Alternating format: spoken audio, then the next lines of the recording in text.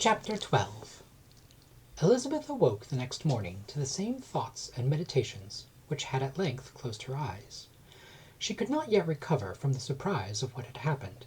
It was impossible to think of anything else, and totally indisposed for employment, she resolved soon after breakfast to indulge herself in air and exercise. She was proceeding directly to her favourite walk, when the recollection of Mr. Darcy's sometimes coming there stopped her, and instead of entering the park she turned up the lane, which led her farther from the turnpike road. The park paling was still the boundary on one side, and she soon passed one of the gates into the ground. After walking 2 or 3 times along that part of the lane, she was tempted by the pleasantness of the morning to stop at the gates and look into the park. The 5 weeks which she had now passed in Kent had made a great difference in the country, and every day was adding to the verdure of the early trees. She was on the point of continuing her walk, when she caught a glimpse of a gentleman within the sort of grove which edged the park. He was moving that way, and fearful of its being Mr. Darcy, she was directly retreating.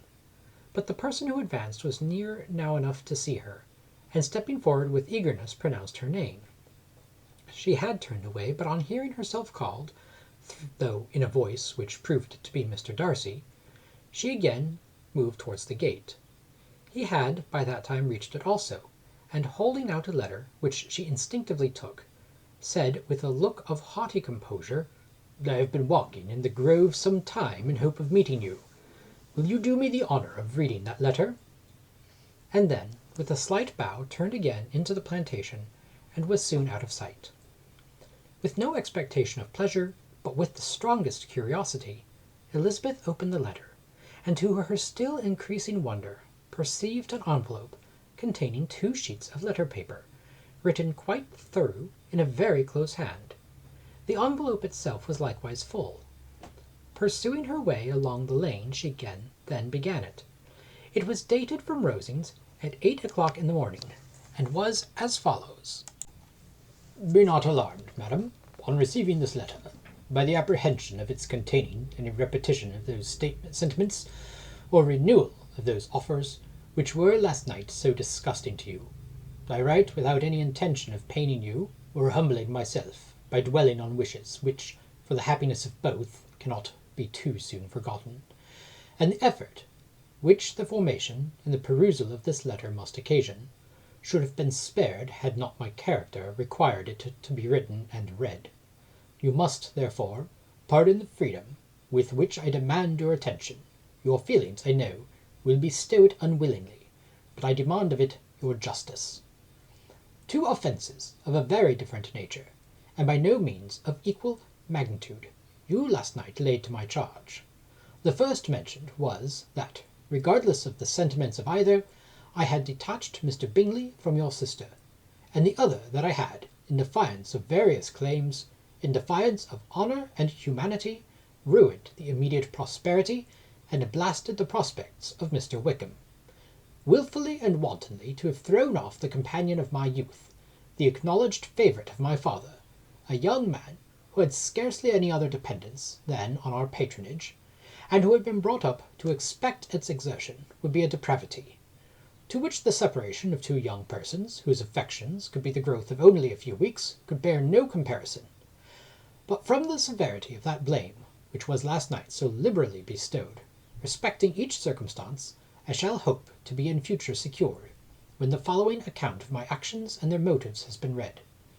If, in the explanation of them which is due myself, I am under the necessity of relating feelings which may be offensive to yours, I can only say that I am sorry. The necessity must be obeyed, and farther apology would be absurd. I had not been long in Hertfordshire before I saw, in common with others, that Bingley preferred your eldest sister to any other young woman in the country.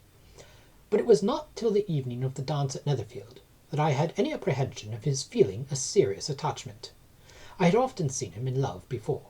At that ball, while I had the honour of dancing with you, I was first being made acquainted, by Sir William Lucas's accidental information, that Bingley's attentions to your sister had given rise to a general expectation of their marriage. He spoke of it as a certain event, of which the time alone could be undecided. From that moment I observed my friend's behaviour attentively, and I could then perceive that his partiality for Miss Bennet was beyond what I had ever witnessed in him. Your sister I also watched. Her look and manners were open, cheerful, and engaging as ever, but without any symptom of peculiar regard, and I remained convinced from the evening's scrutiny that though she received his attentions with pleasure, she did not invite them by any participation of sentiment. If you have not been mistaken here, I must have been in an error. Your superior knowledge of your sister must make the latter probable. If it be so, if I have been misled by such error to inflict pain on her, your resentment has not been unreasonable. But I shall not scruple to assert that the serenity of your sister's countenance and air was such as might have given the most acute observer a conviction that, however amiable her temper, her heart was not likely to be easily touched. That I was desirous of believing her indifferent is certain, but I will venture to say that my investigations and decisions are not usually influenced by my hopes or fears. I did not believe her to be indifferent because I wished it. I believed it on impartial conviction, as truly as I wished it in reason. My objections to the marriage were not merely those which I last night acknowledged to have required the utmost force of passion to be put aside, in my own case. The want of connection could not be so great an evil to my friend as to me. But there were other causes of repugnance, causes which, though still existing, and existing to an equal degree in both instances, I had myself endeavoured to forget, because they were not immediately before me. These causes must be stated, though briefly. The situation of your mother's family, though objectionable, was nothing in comparison of that total want of propriety so frequently, so almost uniformly betrayed by herself, by your younger 3 sisters, and occasionally even by your father. Pardon me, it pains me to offend you, but amidst your concern for the defects of your nearest relations, and your displeasure at this representation of them, let it give you consolation to consider that, to have conducted yourselves so as to avoid any share of the like censure, is praise no less generally bestowed on you and your eldest sister than it is honourable to the sense and disposition of both. I will only say farther, that from what passed that evening my opinion of all parties was confirmed, and every inducement heightened which could have led me before to preserve my friend from what I have esteemed a most unhappy connection. He left Netherfield for London on the day following, as you, I am certain, remember, with the design of soon returning. The part which I acted is now to be explained. His sister's uneasiness had been equally excited with my own. Our coincidence of feeling was soon discovered, and, alike sensible that no time was to be lost in detaching their brother, we shortly resolved on joining him directly in London. We accordingly went, and there I readily engaged in the office of pointing out to my friend the certain evils of such a choice. I described and enforced them earnestly. But however this remonstrance might have staggered or delayed his determination, I do not suppose that it would have ultimately had prevented the marriage, had it not been seconded by the assurance, which I hesitated not in giving, of your sister's indifference.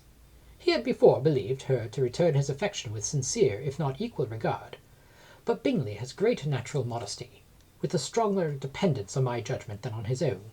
To convince him, therefore, that he had deceived himself was no very difficult point. To persuade him against returning into Hertfordshire, when that conviction had been given, was scarcely the work of a moment. I cannot blame myself for having done thus much. There is but one part of my conduct in the whole affair on which I do not reflect with satisfaction. It is that I condescended to adopt the measures of art so far as to conceal from him your sister's being in town. I knew of it myself, as it was known to Miss Bingley, but her brother is even yet ignorant of it. That they might have met without ill consequence is perhaps probable, but his regard did not appear to me enough extinguished for him to see her without some danger. Perhaps this concealment, this disguise, was beneath me. It is done, however, and it was done for the best. On this subject I have nothing more to say, no other apology to offer. If I have wounded your sister's feelings, it was unknowingly done, and though the motives which governed me may to you very naturally appear insufficient, I have not yet learnt to condemn them. With respect to that other, more weighty accusation of having injured Mr. Wickham, I can only refute it by laying before you the whole of his connection with my family. Of what he has particularly accused me I am ignorant, but of the truth of what I shall relate I can summon more than one witness of undoubted veracity. Mr. Wickham is the son of a very respectable man, who had for many years the management of all the Pemberley estates, and whose good conduct in the discharge of his trust naturally inclined my father to be of service to him, and on George Wickham, who was his godson, his kindness was therefore liberally bestowed. My father supported him at school, and afterwards at Cambridge, most important assistance, as his own father, always poor from the extravagance of his wife, would have been unable to give him a gentleman's education. My father was not only fond of this young man's society, whose manners were always engaging, he also had the highest opinion of him, and hoping the church would be his profession, intended to provide for him in it. As for myself, it is many, many years since I first began to think of him in a very different manner. The vicious propensities, the want of principle, which he was careful to guard from the knowledge of his best friend, could not escape the observation of a young man of nearly the same age with himself, and who had opportunities of seeing him unguarded moments which Mr. Darcy could not have. Here again I shall give you no pain, to what degree you can only tell. But whatever may be the sentiments which Mr. Wickham has created, a suspicion of their nature shall not prevent me from unfolding his real character. It adds even another motive. My excellent father died about 5 years ago, and his attachment to Mr. Wickham was to the last so steady that in his will he particularly recommended it to me, to promote his advancement in the best manner that his profession might allow, and if he took orders, desired that a valuable family living might be his as soon as it became vacant. There was also a legacy of £1,000. His own father did not long survive mine, and within half a year from these events, Mr. Wickham wrote to inform me that, having finally resolved against taking orders, he hoped I should not think it unreasonable for him to expect some more immediate pecuniary advantage, in lieu of the preferment by which he could not be benefited.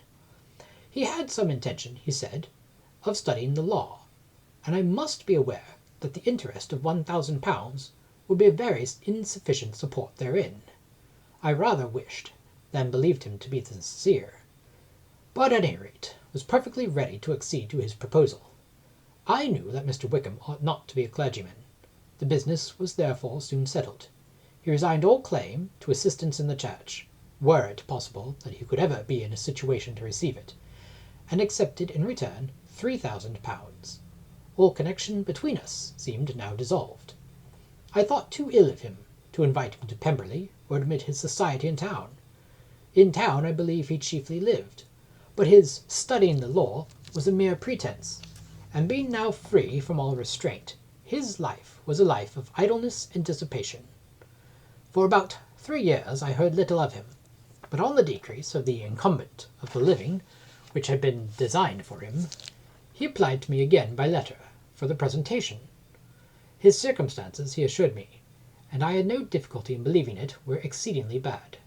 He had found the law a most unprofitable study, and was now absolutely resolved on being ordained, if I would present him to the living in question, of which he trusted there could be little doubt, as he was well assured that I had no other person to provide for, and I could not have forgotten my revered father's intentions. You will hardly blame me for refusing to comply with this entreaty, or for resisting every repetition of it. His resentment was in proportion to the distress of his circumstances, and he was doubtless as violent in his abuse of me as to others, as in his reproaches to myself. After this period, every appearance of acquaintance was dropped. How he lived I know not, but last summer he was again most painfully obtruded on my notice. I must now mention a circumstance which I would wish to forget for myself, and which no obligation less than the present should induce me to unfold to any human being. Having said thus much, I feel no doubt of your secrecy. My sister, who is more than 10 years my junior, was left to the guardianship of my mother's nephew, Colonel Fitzwilliam, and myself. About a year ago she was taken from school, and an establishment formed for her in London, and last summer she went with the lady who presided over it to Ramsgate, and thither also went Mr. Wickham, undoubtedly by design, for there proved to have been a prior acquaintance between him and Mrs. Young, in whose character we were most unhappily deceived. And by her connivance and aid he so far recommended himself to Georgiana, whose affectionate heart retained a strong impression of his kindness to her as a child, that she was persuaded to believe herself in love, and to consent to an elopement. She was then but 15, which must be her excuse, and after stating her imprudence, I am happy to add that I owed the knowledge of it to herself. I joined them unexpectedly a day or two before the intended elopement, and then Georgiana, unable to support the idea of grieving and offending a brother whom she almost looked up to as a father, acknowledged the whole to me. You may imagine what I felt and how I acted. Regard for my sister's credit and feelings prevented any public exposure, but I wrote to Mr. Wickham, who left the place immediately, and Mrs. Young was of course removed from her charge. Mr. Wickham's chief object was unquestionably my sister's fortune, which is £30,000, but I cannot help supposing that the hope of revenging himself on me was a strong inducement. His revenge would have been complete indeed. This, madam, is a faithful narrative of every event in which we have been concerned together, and if you do not absolutely reject it as false, you will, I hope, acquit me henceforth of cruelty towards Mr. Wickham. I know not in what manner, under what form of falsehood he has imposed on you, but his success is not perhaps to be wondered at. Ignorant as you previously were of everything concerning either, detection could not be in your power, and suspicion certainly not in your inclination. You may possibly wonder why all this was not told you last night, but I was not then master enough of myself to know what could or ought be revealed. For the truth of everything here related, I can appeal more particularly to the testimony of Colonel Fitzwilliam, who, from our near relationship and constant intimacy, and still more as one of the executors of my father's will, has been unavoidably unacquainted with me with every particular of these transactions. If your abhorrence of me should make my assertions valueless, you cannot be prevented by the same cause from confiding in my cousin, and that there may be the possibility of consulting him, I shall endeavour to find some opportunity of putting this letter in your hands in the course of the morning. I will only add, God bless you. Fitzwilliam Darcy.